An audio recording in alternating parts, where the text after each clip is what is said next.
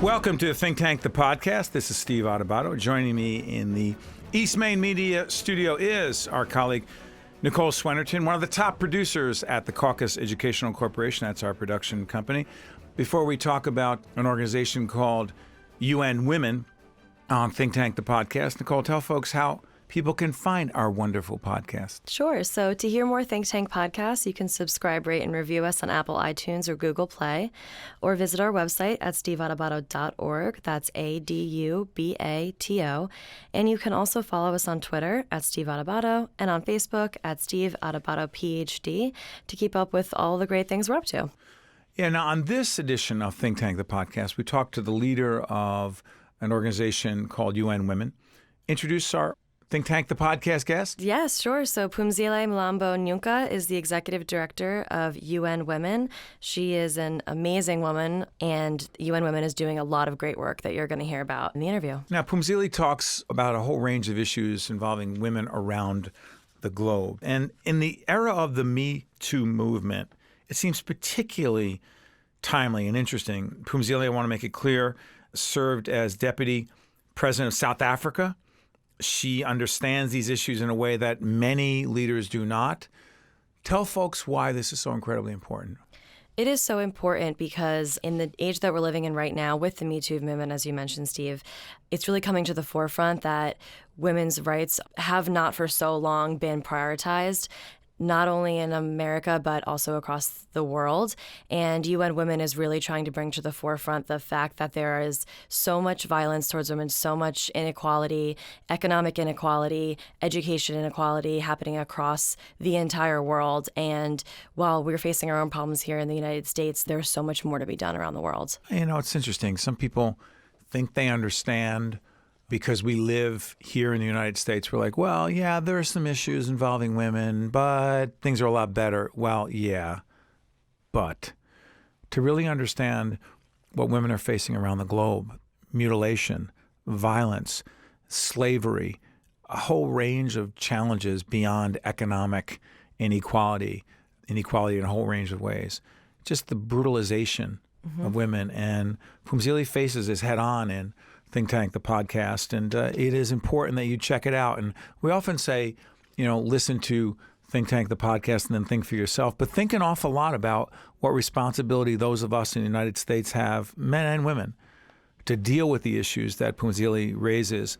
Because if we, in fact, are part of one community and we're supposed to care for each other, it's not enough to say, well, that doesn't affect me because that's in Africa, that's in another part of the world. It affects all of us. So check out this edition of Think Tank, the podcast. Hi, I'm Steve Adubato. This is the Tisch WNET studio here in Lincoln Center. It is my pleasure to introduce Phumzile Mlambo-Ngcuka, is Executive Director of UN Women and also the former Deputy President in South Africa from 2005 to 2008. I want to thank you so much. And if I mispronounced your name, I apologize. You said in South Africa there's a pronunciation that I missed. What is it? Yeah, Mlambo-Ngcuka. Ngcuka. It's the language that is spoken in the Black Panther film. It's Xhosa. Is that right? Yeah. So I'm one of the few people who really understand here in the US what they're talking about when they switch into vernacular. I'm going to ask you about South Africa in a minute. A new president there as we do this program. But this initiative, UN Women, describe it. UN Women is one of the agencies of the United Nations established to address issues of gender inequality in the world.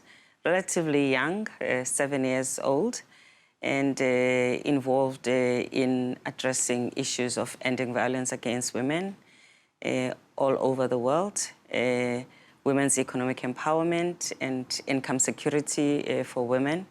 We help government pass policies that enable them to finance and fund advancement of women, whether it is providing schools that have got latrines so that girls don't stay at home because of that, subsidizing transport systems so that girls and children in general don't have to walk long ways. We also involve in women, peace and security all over the world. As you know, there's lots of conflict.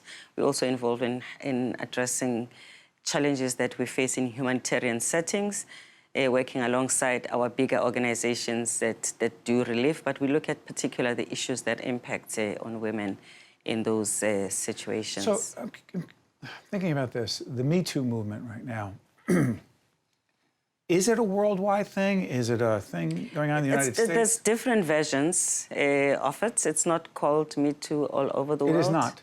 It is not called Me Too all over the world, but it's good to have the Me Too as you have it in the US because it's got greater visibility.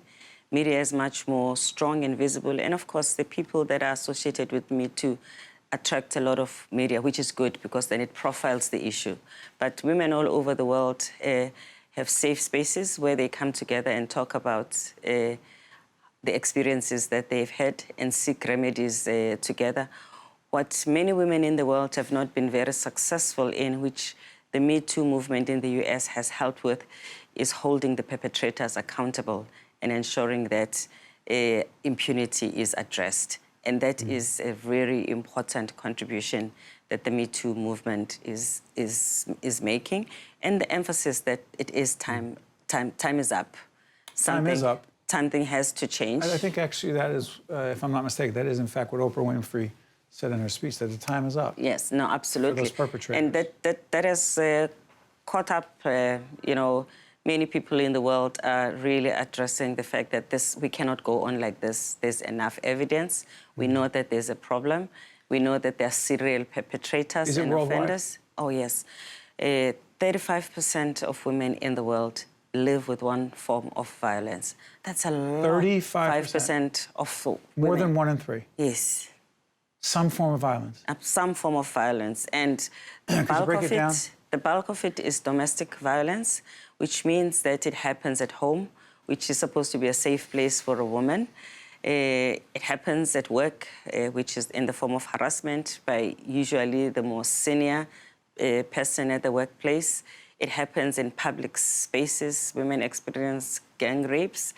It also happens in schools for girls. And then you have other types of violence, such as forced marriages, where children marry men that are old enough to be their fathers or their caregivers.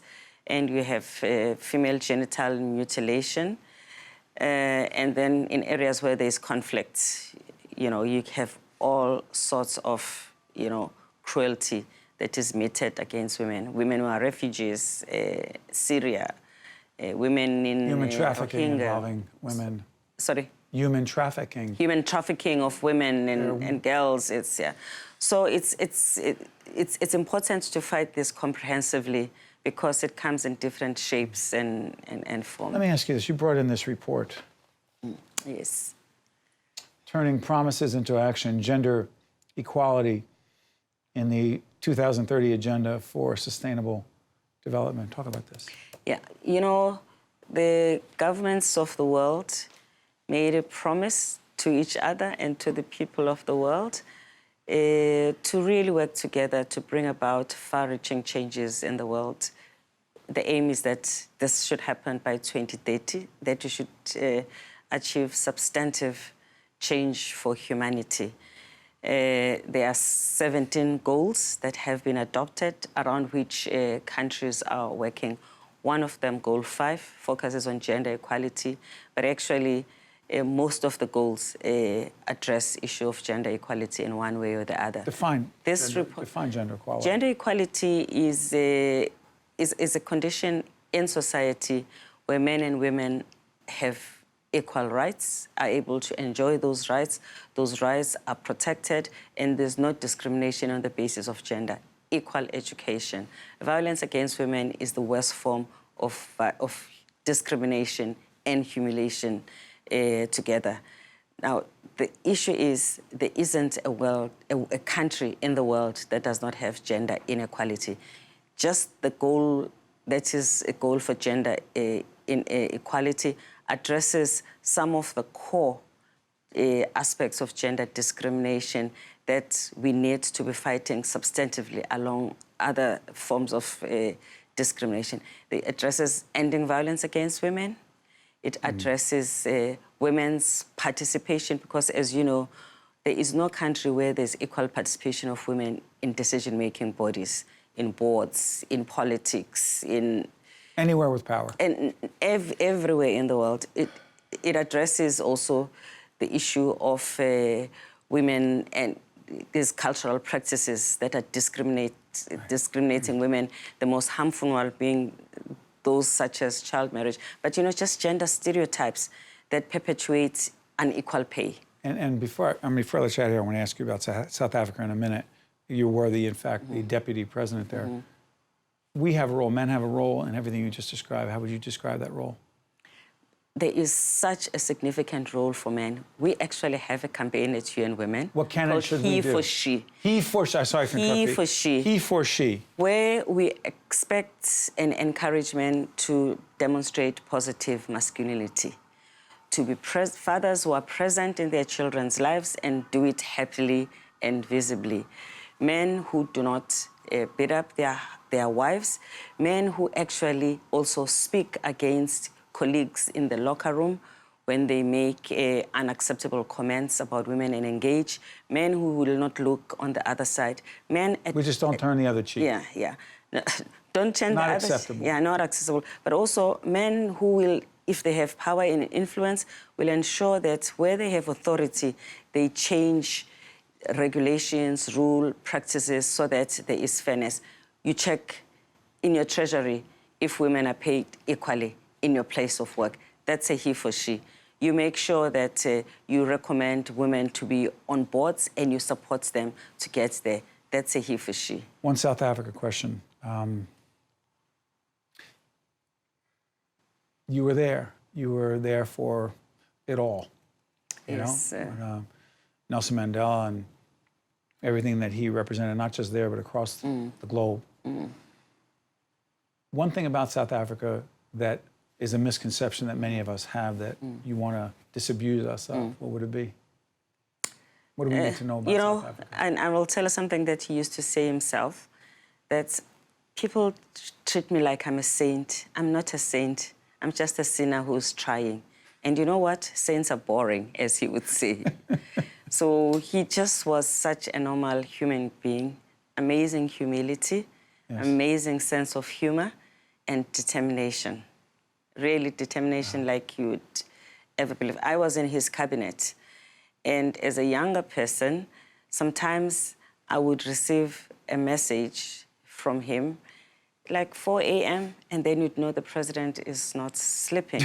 My goodness, let me President Mandela was sending you a message 4 a.m. Well, not just to me, but, work-related. There's cabinet in the morning, and he wants to clarify something before he goes to the meeting. And then, gosh. The man is working. Why am I sleeping? I am half his age. I better, be up and about and be productive. So it was quite inspiring to have a boss like that. You're inspiring to a lot of people here watching on public television, Fios, and other places. And I want to thank you. Thank you. For joining us and continued, I don't want to say success, continue the fight over at the UN. And we thank you so much. Thank you. One-on-One with Steve Adubato has been a production of the Caucus Educational Corporation, celebrating over 25 years of broadcast excellence. This special edition of One-on-One with Steve Adubato is brought to you from the Tisch WNET studios at Lincoln Center. Funding has been provided by Berkeley College, Suez, Horizon Blue Cross Blue Shield of New Jersey, the law firm of Gibbons PC, NJ Best, New Jersey's 529 College Savings Plan. Turn a dream into a degree. And by Adler Aphasia Center. Promotional support provided by NJ.com. Small news, big news, true Jersey. Transportation provided by Airbrook Limousine, serving the metropolitan New York, New Jersey area.